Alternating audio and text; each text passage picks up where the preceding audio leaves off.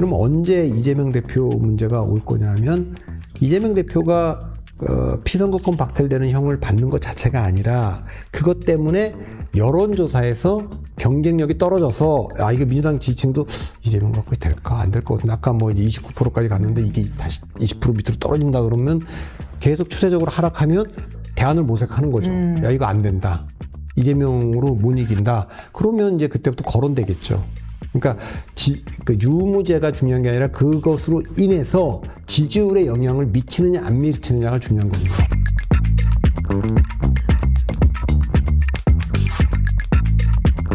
이제 곧 이재명 대표의 1심 선고 첫 번째 재판이 선고 15일이 있을 운명의 주 이야기 해보도록 할 텐데 계속 말씀 주셨지만 지금 민주당과 조국혁신 아까 메신저 에토스도 없고 로고스도 없고 또 뭐 감성도 없다 얘기하셨.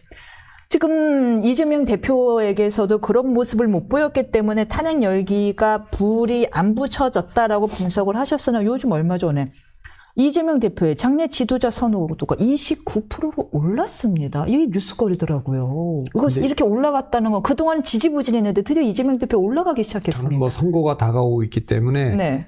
지금은 그거는 의미가 없고 결집하고 있는 응원이라고 좀 봅니다. 그래서 네.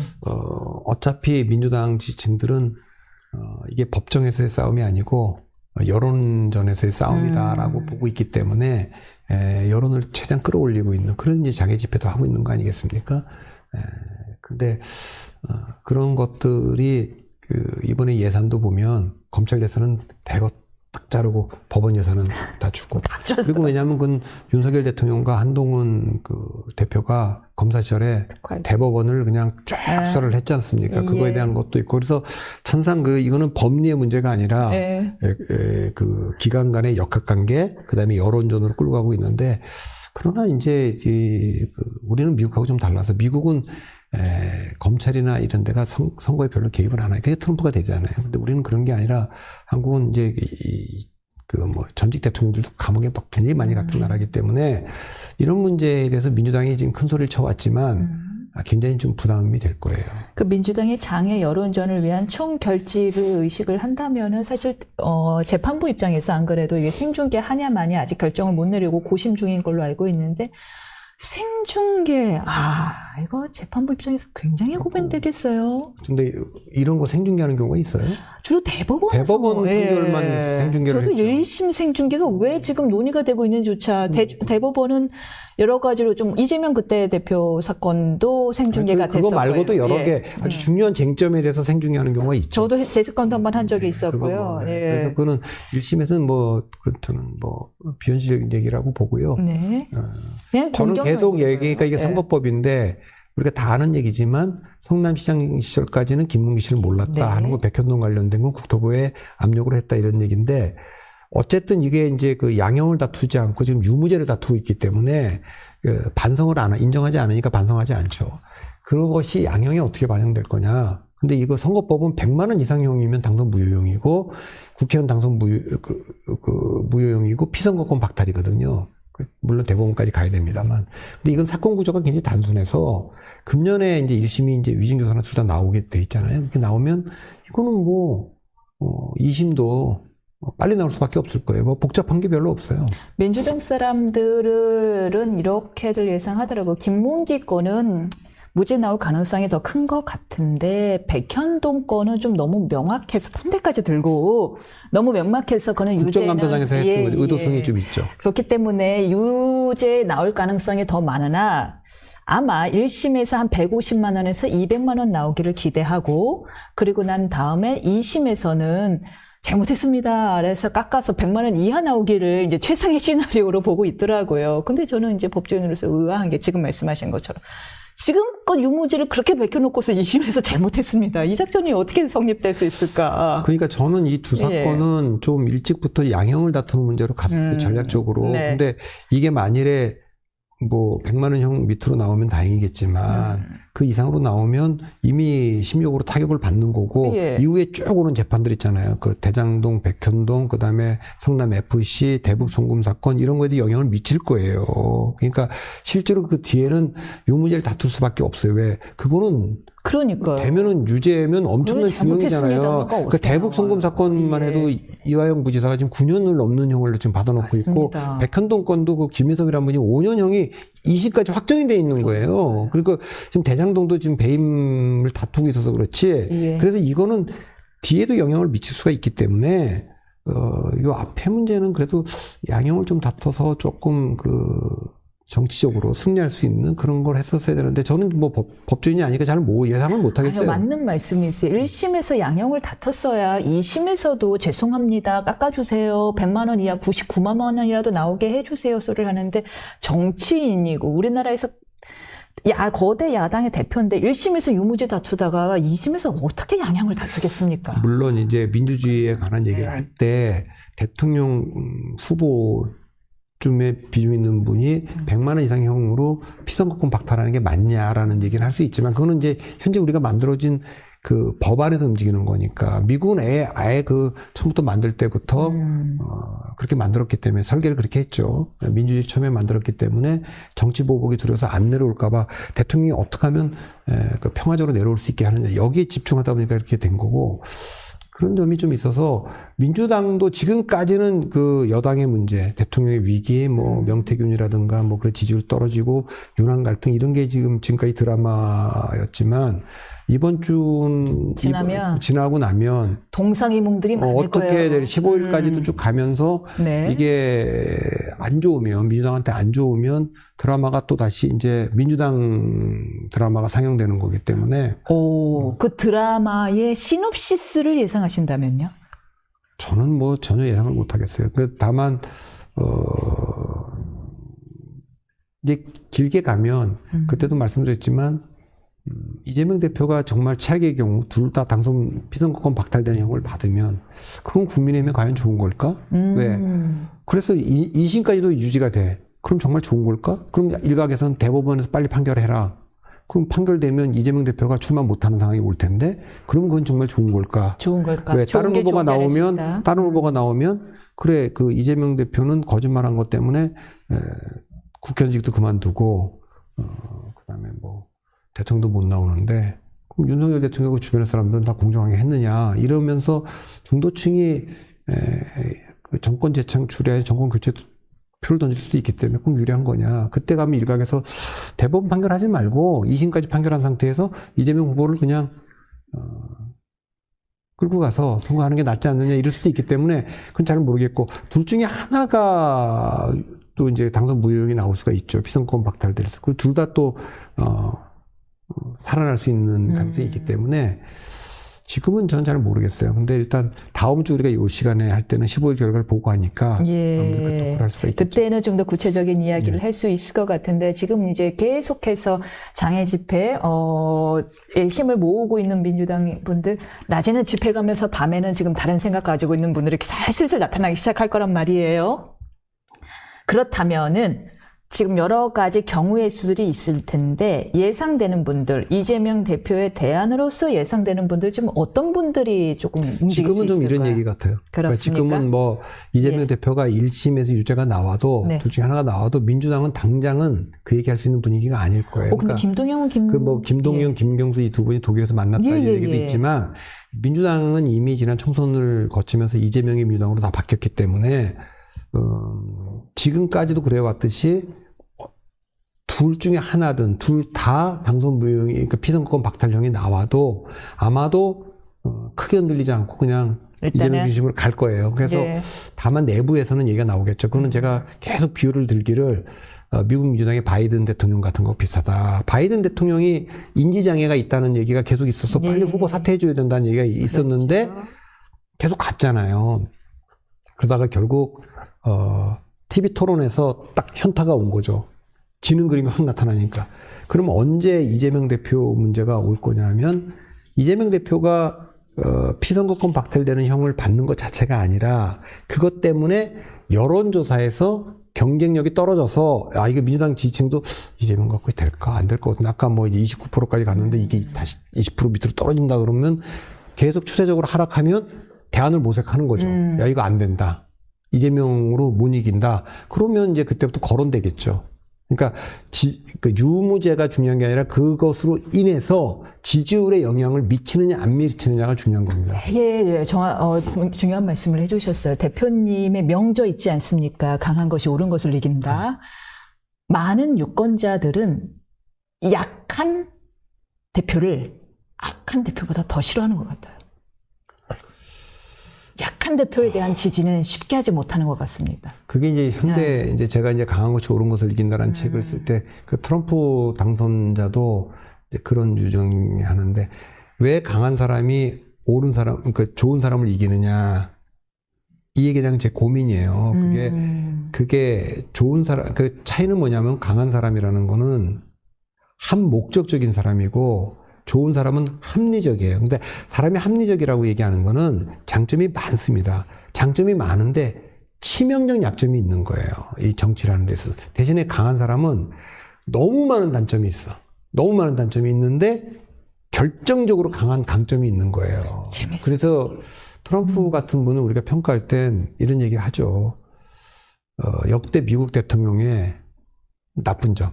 다 모아놨다. 다 모아놨는데 엔드 모든 대통령의 그 캠페인에 뛰어난 점을 또 다 모아놓은 실리주의자. 네, 굉장히 신념이라고는 없어요. 그러기 때문에 사실은 이제 그 정치 PC, 그러니까 캘리포니아 출신, 캘리포니아 기반의 해리스가 나왔을 때 그 여기는 어쨌든 좀 서부는 PC가 그 정책 올바름, PC가 무슨 뭐 의미예요? 그냥 정책 올바름에 관한 얘기인데 뭐 디즈니 폴리티컬 그런가 보죠. 예, 흑인 인어공주 나오고 뭐 이런 그런 얘기들인데 예. 뭐 낙태 문제 뭐 이런 것들까지 다 보면서 그렇게 되니까 근데 정확하게는 이제 트럼프는 이 선거가 제가 트럼프 대 반트럼프의 선거였고 반트럼프는 PC 같은 게 있어 어떻게 트럼프 같은 사람이 대통령 되냐 그랬지만 트럼프의 위기는 백인 노동자의 위기가 아니라 백인의 위기이기 때문에 그건 단순히 앵글로색슨의 문제가 아니라 기독교 복음주의의 위기고 그러니까 그것이 총결집판 그래서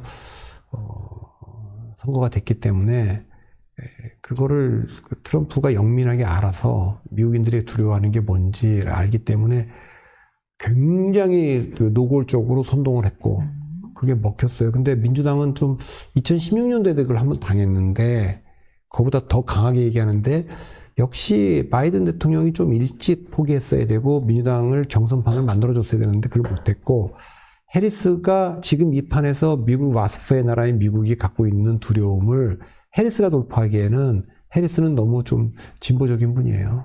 그러니까 너무 극과 극을 대비시켰다는 생각이 좀 들어요. 그 여자의 흑인이어야 했나. 그런 상황에서 중도층을 가져오기가 좀 어려웠던 그런 문제가 좀 있고 미국 민주당의 그 고민입니다. 그러니까 약간 엘리트 좌파들, 리무진 좌파의 그거는 사실 빌 클린턴과 힐러리 클린턴에도 똑같이 주어진 거. 버락 오바마에 대한 것도 미셸 오바마에 대한 것도 똑같은 비판이고 해리스에 대해서 똑같은 비판이에요. 저 사람들 뭐 말만 진보고 좌파지. 뭐 다 먹고 살만하잖아요. 다 리무진 타고 다니는 사람들이다. 그건 원래 60년대에 그 밥 딜런과 존 바이즈를 비판할 때 나왔던 얘기예요. 리무진이요. 저것들 다 리무진 타고 다니면서 다양성 얘기하고 진보성 얘기하고 얘기하는 거다. 막 그런 얘기인데 그런 것들이 반복돼서 실제로 이 그 민주당의 그 흑인들이나 히스패닉이나 여성들 청년들의 밑바닥을 잡을 수 있는 그런 대통령, 그런 후보들이 없다면 극단적인 이제 트럼프 같은 사람에게 표를 던질 수가 있죠. 우리 입장에서야 사실은 극단적으로 보이지만 왜냐하면은 뭐 나토 탈퇴한다, 뭐 미군 철수한다, 뭐 방위비 더 내라 이러다 보니까 이제 외교 문제 위주로 우리에게 정책이 전달되다 보니까 우리 입장에서는 문명인이라면 어떻게 트럼프를 찍어 이런 생각이 들 수 있지만 국내인의 생각은 다를 것 같아요. 정말로 예를 들어서 동성 결혼 같은 문제가 예를 들면 동성 결혼 미국에서 이미 많은 주에서 오케이 하고 있단 말이에요. 그런데 트럼프 같은 그런 많은 주에서는 오케이 하는 데서 나아가서 이제는 아이들이 보는 교과서의 표지에 남자가 손을 잡고 결혼식 하는 사진도 올라와야 된다. 왜 남녀만 결혼시키냐? 이거는 잘못된 편견을 주입하는 거다. 이런 극단적 진보주의가 이해를 하다 보면 아무래도 기독교를 중심으로 만들어진 미국 국민들 입장에서는 이거는 아닌데 누군가는 잡아줘야 되는데 라는 마음이 좀 들 것 같아요. 그러니까 제가 외교안보 전문가는 아니지만 트럼프의 그 외교안보 노선은요. 그 전통적인 미국의 노선이에요. 그러니까 미국은 사실 고립주의를 선택했던 나라고, 그렇죠. 그러니까 이렇게 개입주의를 선택한 역사가 짧아요. 그리고 미국이 그렇기 때문에 지금 하고 있는 이 조치들, 그러니까 왜 쓸데없이 세계 경찰이라고 하는 걸 하냐? 그 나토가 군사비를 그렇게 안 내고 있는데, 그 뭐 안 늘리고 있다. 다 우리 돈으로 하고 있다. 또 맞는 얘기예요. 지금 뭐 특히 독일 같은 나라도 대표적으로 그렇습니다만, 그러니까 일본도 지금 이제 군사비를 늘리고 있는데 그런 문제에서 왜 우리가 돈을 다 내냐, 저 부자 나라인데 그 같이 해야 되는 거다. 이제 그런 압력이 있고, 그 산업 문제도 그렇죠. 옛날에 뭐 보조금 주는 거를 국제 자유무역을 해치는 거라고 막 그렇게 뭐 제재하던 미국이 보조금 제일 많이 주고 있어요. 지금 미국, 중국 같은 나라들이 보조금 제일 많이 주고 있고, 일본도 지금 그렇게 하고 있고, 우리도 이제 뒤늦게 뭐 보조금 좀 줘야 되는 거 아니냐 이런데 우리는 뭐 되겠습니까? 그러니까 사실은 이거 완전 국가대항전이 됐기 때문에 미국의 그 외교안보 노선에 대해서는 미국 사람들이 보면 동의할 수밖에 없죠. 국제주의보다 고립주의, 미국 우선주의니까. 미국이 우선이다 이렇게 얘기를 하는데 그거 맞지 않겠어요? 그런 얘기고, 일자리 다 공장, 배터리고 자동차고 반도체고 미국에 갖다 놔라. 미국에 공장을. 미국에 갖다 놔라. 미국에서 지어라. 그럼 전 세계가 지금 다 가서 짓고 있잖아요, 지금.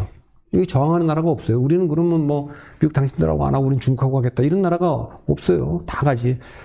그러니까 이게 이제 트럼프의 이런 문제들. 근데 우리는 그나마 조금 기회를 노릴 게 상당 부분 중국하고 겹쳐 있는데, 이렇게 강하게 중국에 대해서 관세를 갖다 60% 때리겠다고 하는 것이 60%. 중국을 조금 눌러놓는 효과가 있으면 그것이 한국이 조금 시간을 벌 수 있는 거 아니냐, 상대적으로. 이제 그런 거는 이제 기대해 보는 겁니다. 안에 부품들 다 중국 건데 우리 큰일 났네. 진짜. 그런데 이 트럼프 압승에 대해서 어떤 부분은 국민의힘과 겹치는 부분이 있고, 국내 정치와 어떤 부분은 민주당과 겹치는 부분이 있어서 그것도 흥미롭습니다. 그건 이제 미국 민주당 공화당이 우리하고 다 직접 비교하기 어려운 나라예요. 근데 한국의 이제 그 진보 진영은 이재명과 우리 대표와 트럼프가 비슷하다라고 민주당 의원들은 어떤 부분을 얘기하고, 또 이쪽에서는 20대 남자들이 전 세계적으로 보수화되고 있다. 그거는 맞는 말이에요. 그러니까 PC에 대해서 가장 저항이 있는 거는 지금 젊은 남자들이고, 실제로도 지난 대통령 선거 때도 우리나라에서도 마찬가지고, 이번도 미국도 마찬가지지만, 지금 한국의 민주당은 고민해야 될 거 아닙니까? 그건 제가 계속 얘기가 꼭 그것만이 아니고, 10대, 20대들 지금 유권자로 계속 들어올 텐데, 중국과 북한에 대해서 굉장히 비판적인데, 지금 한국의 민주당은 중국과 북한에 대해서 상대적으로 보수보다는. 맞습니다. 조금 더 우호적이죠. 우호적이죠. 그 다음에 한노총, 민노총처럼 약간 그 연공제에 대해서 사실 젊은 친구들 성과제로 가자는 거 아닙니까? 이것도 좀 다르고. 그 다음에 20대 주로 이제 20, 30대 젊은 남자들 중심입니다만, 약간 지나친 PC, 이거에 대해서도 비판적인 게 있고, 그래서 이런 거는 민주당 입장에서는 고민을 좀 해봐야 될 것 같고요. 한국의 이제 국민의힘은 역시 선거라고 하는 건 중도층을 잡아야 되는 거예요. 그러니까 민주당의 패배로부터 배워야 될 것은 자기들의 정체성의 진보성을 강화하는 건 버락 오바마 이후부터 해리스까지 왔지만, 그러면서 중도층의 문제를 해결을 못했기 때문에, 그거는 지금 윤석열 대통령도 마찬가지죠. 중도를 잃었잖아요. 원래 다수파가 있었는데 그걸 계속 다 쳐냈기 때문에, 그렇다고 지금 중도가 다 지금 다음 대통령 선거 때 민주당을 찍을 거로 보이지는 않지만, 역시 지금 갈 곳을 잃었죠. 역시 중도가 없다는, 우리나라는 어떤 사람들이, 제가 선거 전문가인데 중도는 없다. 그거 다 엉터리야. 그러니까 세 가지가 분명한 겁니다. 한국에서 지금 현재 결선 투표가 없는 상황에서 한국 대통령 선거제에서 기호 3번이 대통령 되는 건 굉장히 어렵다. 불가능하게 가깝다. 이거는 1번 아니면 2번이 됐죠. 이건 맞는 것 같고, 두 번째, 소선구제가 유지되는 한 3당이 아무리 바람을 불러일으켜도 1당, 2당을 넘을 수는 없다. 그건 국민의당이 38석으로 했지만 1당, 2당 넘을 수 없어. 그래서 세 번째 제일 중요한 겁니다. 그러나 대통령 선거, 국회의원 선거, 지방선거의 승패는 중도층이 결정하는 겁니다. 네. 참 미국이나 한국이나 점점 여론조사가 잘 안 맞네요. 여기 미국이나 한국이나 다. 예, 그 여론조사는 이제 앞으로 그래도 대통령 선거는 사실 예측을, 그 국회 선거는 하기 어려운데 대통령 선거는 그래도 잘 안 틀리는데 확실히 미국이나 우리나라에서도 보면 보수층에 대한 약간 샤이 보수가 좀 더 있는 것 같아요. 약간 나 트럼프 찍었소, 나 보수 찍었소 하는 거를 젊을수록 살짝 부끄러워하는 그게 있는 것 같아요. 조금 더 있는 것 같아요. 그렇죠. 그래서 정말 해리스 쪽이 확연하게 한 8%나 10% 앞서지 않는 이상은 트럼프가 이길 것이다라는 분석을 봤는데 그 분석 결과를 보니까 그렇고 예. 저는 뭐 전혀 예측을 못한 결과인데 네. 누가 이길지 몰라서 뭐 그랬는데 이거는 와서 보니까 역시 바이든이 좀 일찍 빠져줬어야 되는 거다. 그래서 자기는 그냥 불출마 선언을 일찍 좀 하고 그냥 일찍이 그냥 민주당의 그 경선판을 만들어 놨으면 좀 괜찮았을 것 같은데. 예. 알겠습니다. 뭐 어차피 트럼프 대통령은 이제 드디어 또 47대 미국 대통령이 될 거고요. 일각에서는 아니다. 트럼프 대통령이 더 예측이 쉬운 사람이다. 왜? 철저하게 실리 위주로 가기 때문에 라는 얘기가 있는데 그걸 저희는 우리나라에서 좀 많이 염두에 두고 준비해 주기를 바랍니다.